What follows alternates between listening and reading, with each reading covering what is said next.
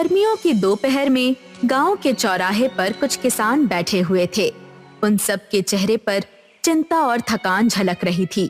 जमींदार के गुंडे गांव में घूम रहे थे। अशोक एक कोने में अपनी पत्नी लीला से बातें कर रहा होता है। लीला, ये भैरव सिंह हमारी जान तक ले लेगा। जमीन छीनकर वो क्या करेगा? जब खेतों में कुछ उगेगा ही नहीं तो उसका लालच किस काम का? अशोक, क्रोध से कुछ नहीं होगा। हमें अपनी जमीन बचाने के लिए कोई और तरीका ढूंढना होगा। कैसा तरीका लीला? बारिश नहीं हुई, फसल नहीं उगी, हमारी बंजर जमीन पर कुछ भी नहीं बचा। अब इस गांव में रहना मौत को बुलाने जैसा है। तभी गांव के मुखिया रामदास पास आते हैं। अशोक, तुम सही कह रहे हो। भैरव सिंह ने गांव को नर्क बना दिया है। लेकिन बेटा, अगर तुम जैसे लोग भी हार मान लोगे तो इस गांव का क्या होगा? मुखिया जी, मैं लड़ना चाहता हूं, लेकिन कैसे? मेरे पास अब कुछ भी नहीं बचा। तुम्हारे पास तुम्हारी मेहनत और हिम्मत है अशोक, ये मत भूलो। अशोक चुप हो जाता है, लेकिन उसकी आंखों में सवाल और गुस्सा साफ दिखाई देता है। अगले दिन अशोक थका हुआ जंगल के किनारे बैठा था। उसके चेहरे पर चिंता की लकीरें थी। अचानक उसे पेड़ों के पीछे से किसी के चलने की आवाज आती है। एक बूढ़ा व्यक्ति लकड़ी का सहारा लिए धीरे धीरे अशोक के पास आता है। क्या सोच रहे हो बेटा? आप कौन हैं और इस वीरान सी जगह में क्या कर रहे हैं? मैं एक मुसाफिर हूँ, लेकिन तुमसे ज्यादा खोया हुआ नहीं हूँ। लगता है तुमने जिंदगी से हार मान ली है। हारता वही है जिसके पास कुछ बचा ना हो। मेरी जमीन बंजर है, मेरा परिवार भूखा है और जमींदार मेरा सब कुछ छीनने पर तुला है। अब हार ही एकमात्र रास्ता है। हारने वाला नहीं, लड़ने वाला दुनिया बदलता है। तुम किसान हो और किसान के हाथ में धरती को बदलने की ताकत है। ताकत? मेरी जमीन सूखी है, उसमें कोई ताकत नहीं बची। तो ताकत मैं दूंगा।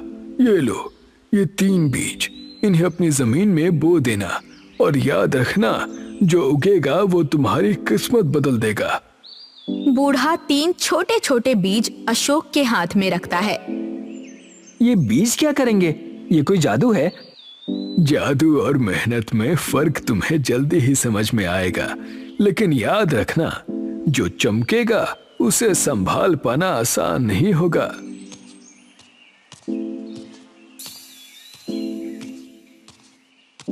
अशोक, वो बूढ़ा कौन है और ये बीज क्या सच में हमारी मदद करेंगे?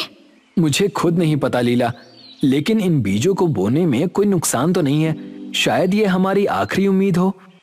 अगर तुम्हें इन पर भरोसा है तो मुझे भी है। हमारी मेहनत और प्रार्थना से चमत्कार हो सकता है।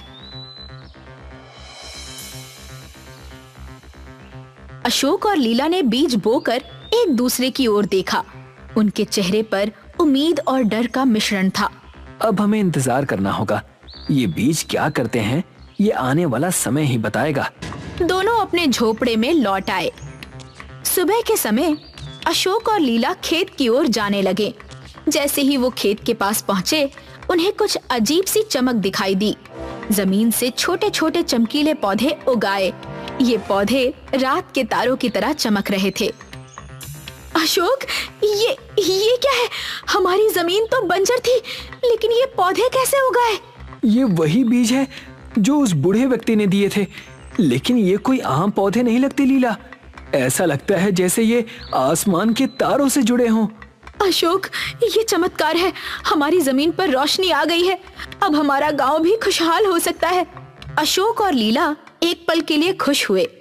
लेकिन लीला, अगर गांव वालों और जमींदार को इसके बारे में पता चल गया तो ये चमक हमारे लिए मुसीबत बन जाएगी। हमें सचेत रहना होगा अशोक, लेकिन सच को ज्यादा दिनों तक छुपाया नहीं जा सकता। अगले दिन गांव के लोग खेत के पास जमा हुए। सभी चमकदार पौधों को देख रहे थे। उनकी आंखों में आश्चर्य और खुशी थी। लेकिन भीड़ के बीच जमींदार के एक आदमी ने ये सब देखा तो वो तुरंत भैरव सिंह को खबर देने दौड़ा। अशोक भाई, ये पौधे कहाँ से आए? ये तो चमत्कारी लगते हैं। अब भाई, ये भगवान की देन है। मैंने बस मेहनत की और ये उगाए। अगर ये पौधे हमारी जमीन पर भी उग जाएं, तो हमारी किस्मत बदल सकती है।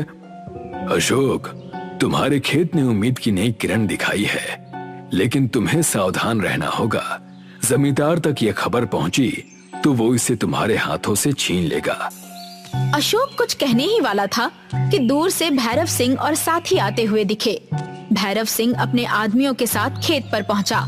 उसके चेहरे पर क्रोध और लालच का मिश्रण था। उसने खेत की चमकदार पौधों को देखा। तो ये है तुम्हारा चमत्कार अशोक। मेरी जमीन पर ये जादू उगाकर तुमने मेरी आंखों में धूल झोंकने की हिम्मत की। जमींदार साहब, ये जमीन मेरी है। मैंने इसे अपने खून पसीने से सींचा है। इन पौधों पर आपका कोई अधिकार नहीं है। तुम्हारी जमीन? तुम्हारी हिम्मत कैसे हुई ऐसा कहने की? ये पूरा गांव और हर खेत मेरी जागीर है। अब ये चमकीले पौधे भी मेरे हैं।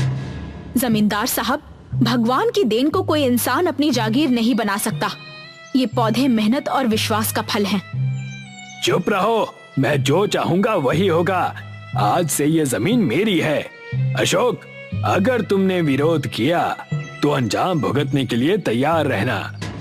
भैरव सिंह ने अपने आदमियों को पौधों को उखाड़ने का आदेश दिया। अशोक और लीला ने बीच में आकर रोकने की कोशिश की। गांव वाले अशोक का साथ देने आए, लेकिन जमींदार के गुंडों ने हथियार निकाल लिए। जमींदार साहब, यह अन्याय है। गरीबों की जमीन छीनने से आपको कुछ नहीं मिलेगा। मुझे सोना मिलेगा, समझे? ये पौधे कोई आम चीज नहीं है। मुझे इनकी चमक से खजाने की गंध आ रही है। जमींदार ने आदमियों को पौधे उखाड़ने के लिए छोड़ दिया और वहां से चला गया। अशोक और लीला चिंतित हो गए।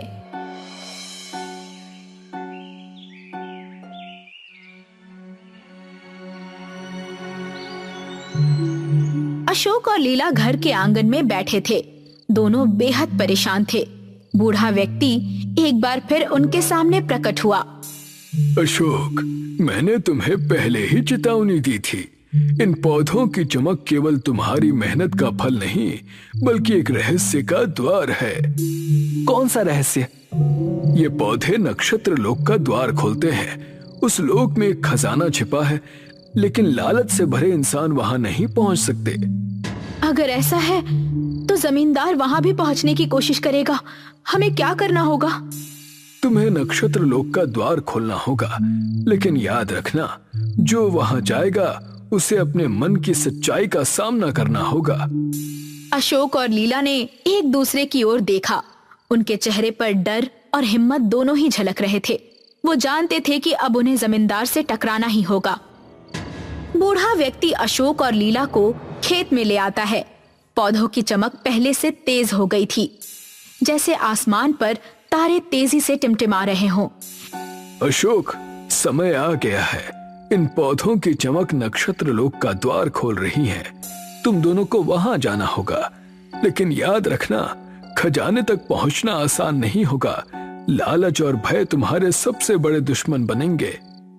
अगर इससे हमारे गांव की बंजर जमीन को जीवन मिल सकता है, तो हम इस परीक्षा के लिए तैयार हैं।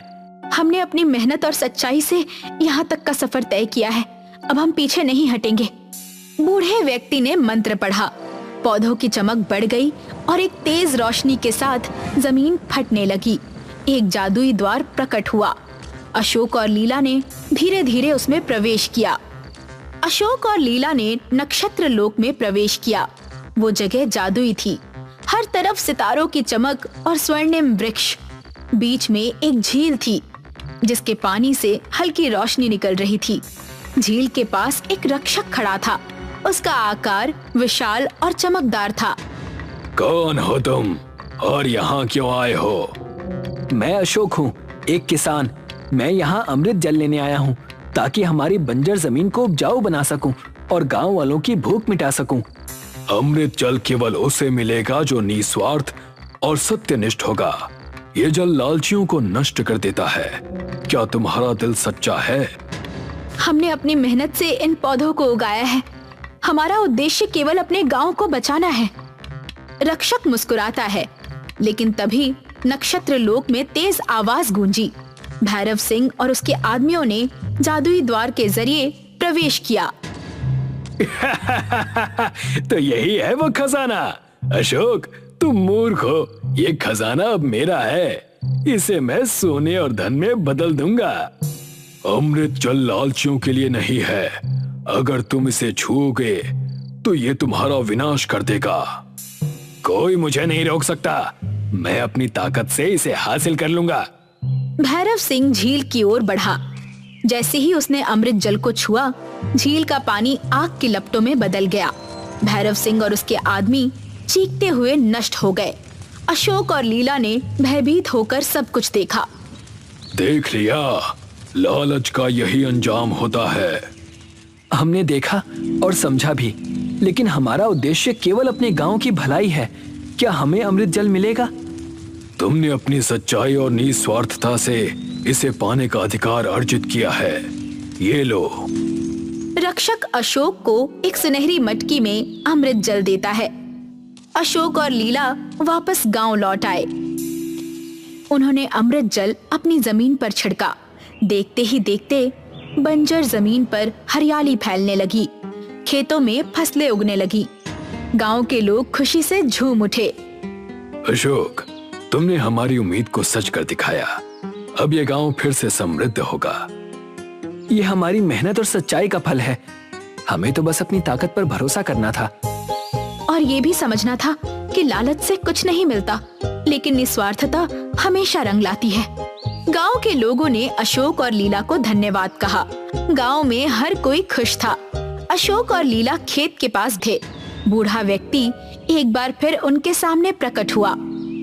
कौन है बाबा, और आपने हमारी मदद क्यों की? अशोक, मैं नक्षत्र लोक का रक्षक हूँ।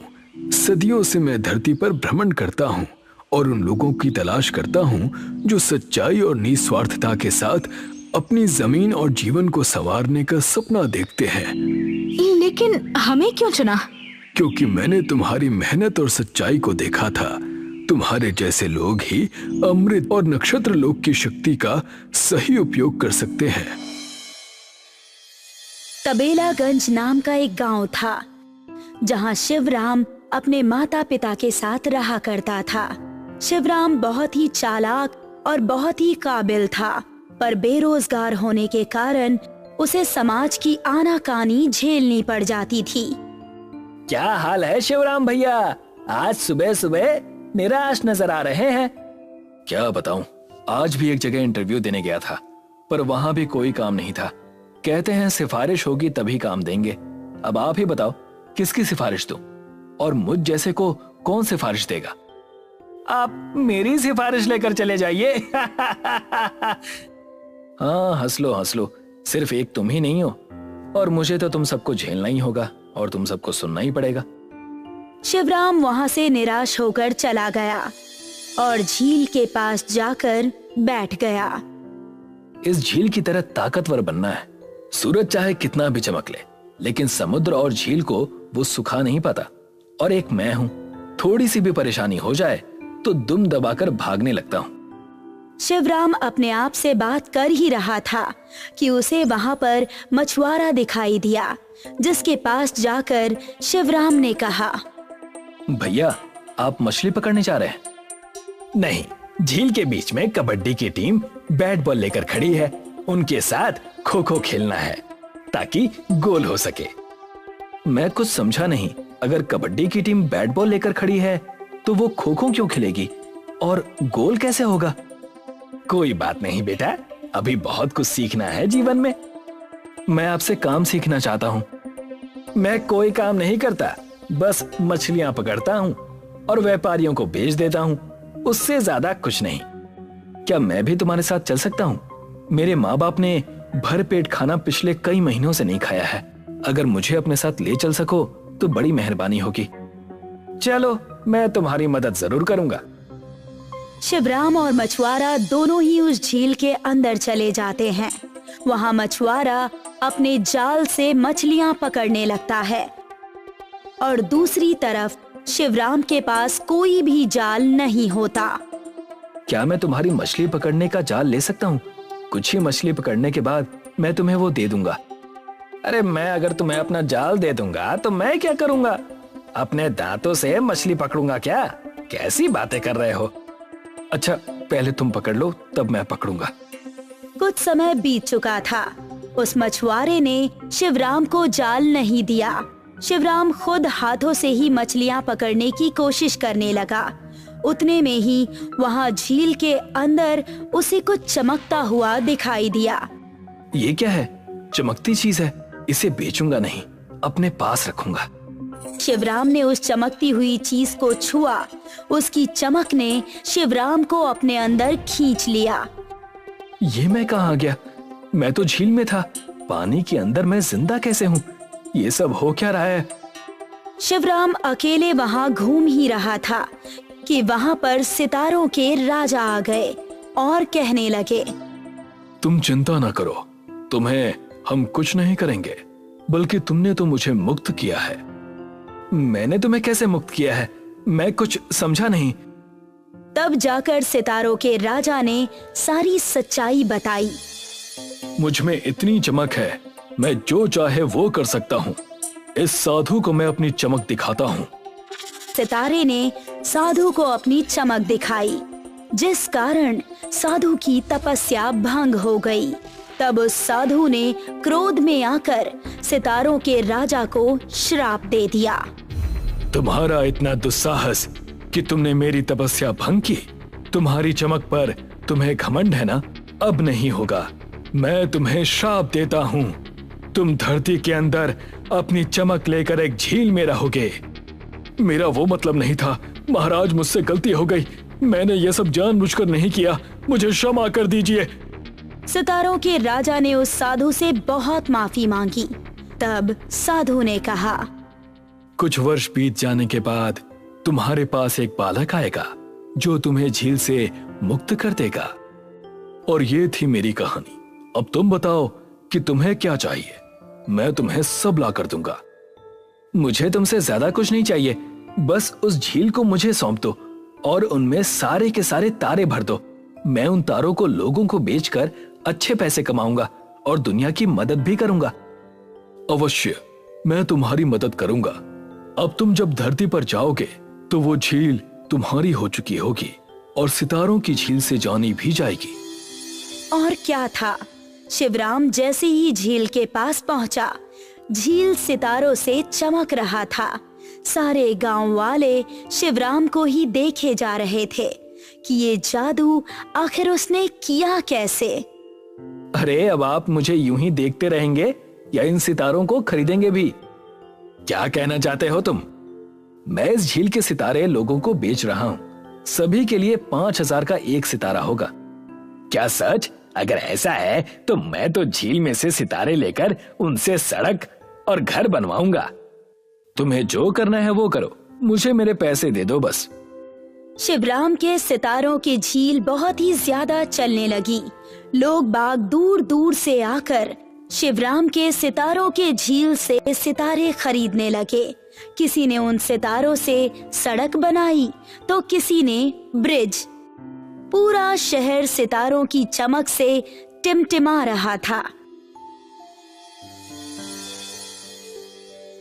शिवराम अब अपने माता पिता के साथ बहुत ही सुंदर और खुशहाल जीवन जीने लगा था।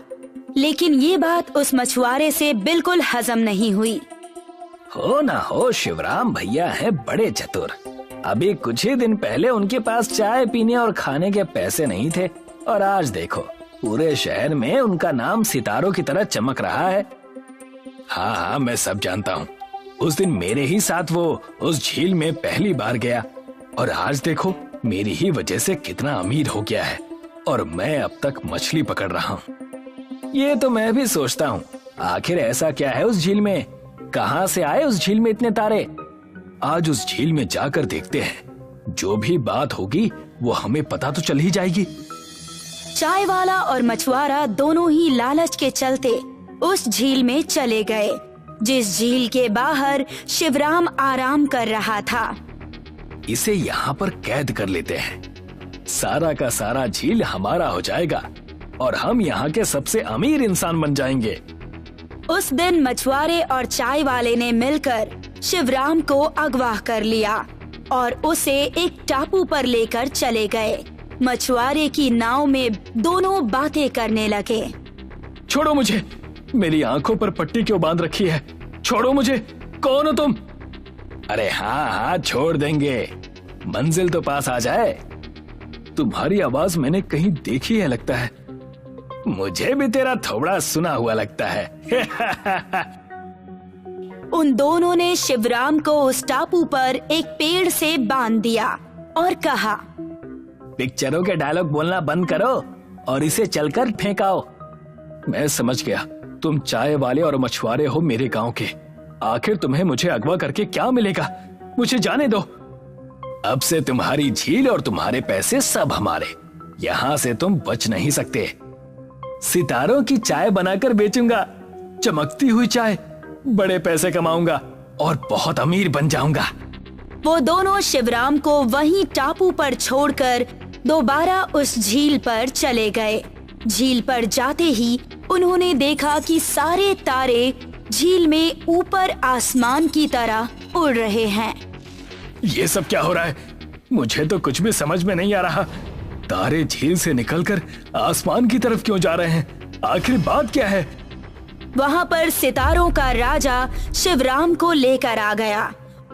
मैं जानता था कि आज की दुनिया में कोई भी भला नहीं है। शिवराम तो बस समाज का हिस्सा है, पर तुम दोनों ने जो किया, मुझे मेरे पिछले पापों का परिणाम याद आ गया।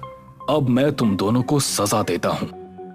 तुम कौन हो और तुमने शिवराम को उस टापू से क्यों बचाया? मैं समस्त सितारों का राजा हूँ। सारे तारे मेरी ही चमक से टिमटिमाते हैं और मैंने इनकी जान बचाई, इन्हें मुक्त किया था, इसीलिए मुझे इन्होंने ये वरदान दिया था। सितारों के राजा की असलियत जानकर मछुआरा और चाय वाला दोनों ही डर गए और उनसे माफी मांगने लगे। हमें माफ कर दो, ये गलती अब हम दोबारा कभी नहीं करेंगे। ऐसी गलती दोबारा नहीं होगी, कभी नहीं होगी। मैंने भी कई साल तक सजा भुगती है, अब तुम भी भुगतोगे। इतना कहकर सितारों के राजा ने ताली बजाई। जैसे ही ताली बजी, दो सितारे उनके सामने आ गए और चाय वाले और मछुआरे को लेकर आसमान में उड़ गए। आपको उन्हें माफ कर देना चाहिए था। चिंता ना करो, सुबह तक वो दोबारा धरती पर आ जाएंगे। उन्हें सबक सिखाना जरूरी था। अब से तुम अपना ध्यान रखना और अच्छे और काबिल तरीके से लोगों की मदद करना। अब मैं चलता हूँ। इतना कहकर सितारों के राजा वहाँ से चले गए और शिवराम दोबारा अपने व्यापार में लग गया। सितारों की झील दोबारा से चमक उठी और सभी गांव वाले सितारों की झील से सितारे खरीदने लगे। इसी तरह गांव के सभी लोग खुशी खुशी रहने लगे।